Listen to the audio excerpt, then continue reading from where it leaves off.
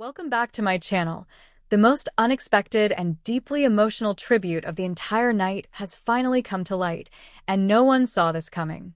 Long after the legends had stepped through the ropes, after the icons had embraced, waved, and disappeared into the shadows, one final presence crossed a line no one expected to be crossed. This wasn't just another farewell. This was something far more personal. Jon Moxley, the man the world once knew as Dean Ambrose, walked back into a WWE ring at Saturday night's main event to honor John Cena in a way that was unfiltered, honest, and painfully real. This was not a scripted moment designed for fireworks. This was raw emotion unfolding in real time, and it is the kind of moment that reminds you why professional wrestling connects so deeply with people around the world. This is the tribute that will hit you in the chest and stay with you long after the show ends. You truly need to witness this.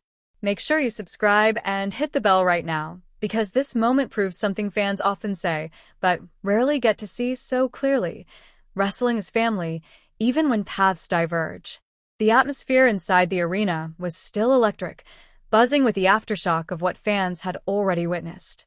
Roman Reigns, Brock Lesnar, The Rock, and The Undertaker had stood together in the same ring, a gathering of titans that felt almost unreal.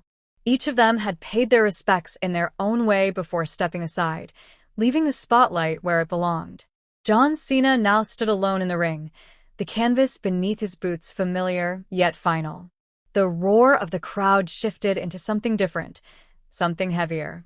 A unified chant of "Thank you, Cena," rolled through the building like a tidal wave of gratitude, emotion, and shared history. Cena slowly turned in place, looking out into the sea of faces, many of whom had grown up watching him, cheering him, and sometimes booing him, but always believing in him. He glanced up toward the rafters, his jaw tightening as he fought back tears, preparing to speak what everyone knew would be his final words in a WWE ring. Just as Cena lifted the microphone toward his mouth, the moment shattered in the most unexpected way. The speakers crackled, and a rough, gritty guitar riff echoed through the arena. It wasn't polished. It wasn't heroic. It was chaotic and raw, instantly recognizable to anyone who had followed the last decade of wrestling. The theme of the lunatic fringe filled the building, and confusion turned into disbelief in a matter of seconds. For Cena, the challenge of this final night had been about receiving acknowledgement from the institution he helped define. But there was always another layer to his story. What about the respect of the man who walked away?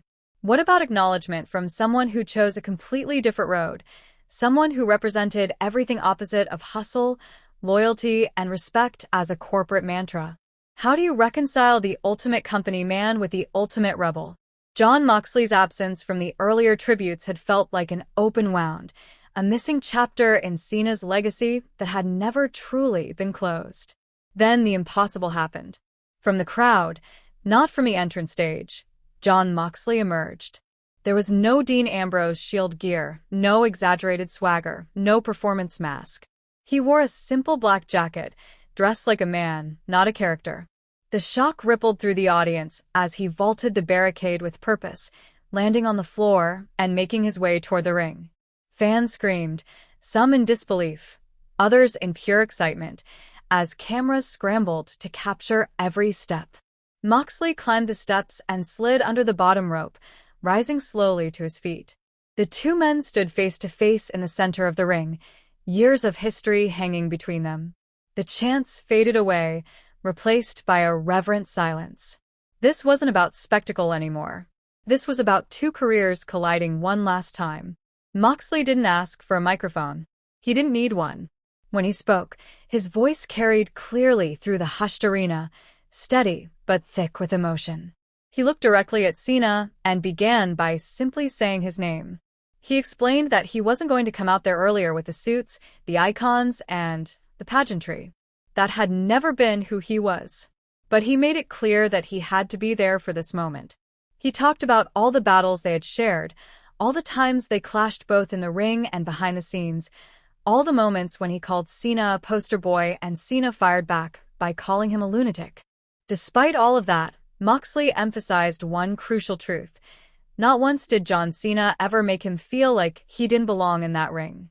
Moxley's eyes glistened as he continued, admitting something that many never expected him to say. He told Cena that he made the crazy guy feel like a main event. He made the outsider feel like he mattered. He looked at someone who thrived in chaos, blood, and dirt, and saw not a problem, but a contender. That respect, Moxley said, was something he carried with him long after he left the company. He paused, swallowing hard, as the weight of the moment settled in. He called Cena the standard, the measuring stick everyone was judged against, even when he himself was too stubborn to admit it at the time. Even when he was trying to tear down everything Cena represented, deep down he knew the truth. The crowd listened in silence, many fans wiping away tears as they realized how real this moment was. This wasn't about contracts, rival companies, or brand loyalty. This was about two professionals acknowledging the impact they had on each other's lives. Moxley admitted that walking away had been necessary for him, that he needed to find himself on his own terms, but that didn't erase the foundation that was built during his time standing across the ring from Cena. He spoke about learning what it meant to carry responsibility, to be trusted, and to rise to the moment, lessons he credited Cena for teaching him without ever preaching. Cena stood there, microphone lowered, tears now freely streaming down his face. For years, fans had seen him as invincible, as the unshakable face of the company. In that moment, he was simply a man being thanked by someone whose respect clearly meant everything.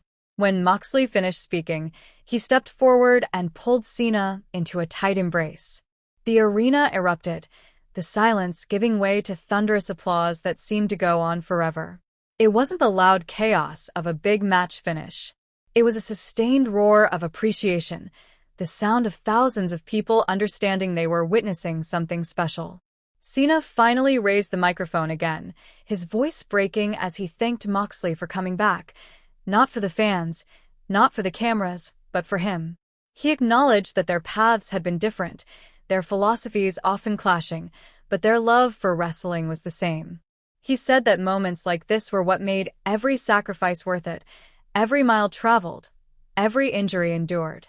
He reminded everyone watching that behind the characters and storylines are real people who grow together, fight together, and sometimes part ways, but never truly stop respecting one another. As the two men stood side by side, the significance of what had just happened settled in. A wall between companies had been quietly stepped over, not for business, but for humanity. It was a reminder that professional wrestling, at its core, is built on shared struggle and mutual respect. The entrances may stop, and the championships may change hands, but moments like this live forever. This tribute didn't need fireworks or elaborate production. It needed honesty, and that's exactly what it delivered. If this moment hit you harder than any other tribute of the night, you're not alone. Share this video, subscribe right now, and let us know in the comments what this moment meant to you. This is why we love professional wrestling. The personas may disappear, the rivalries may end, but the respect between those who live this life is eternal.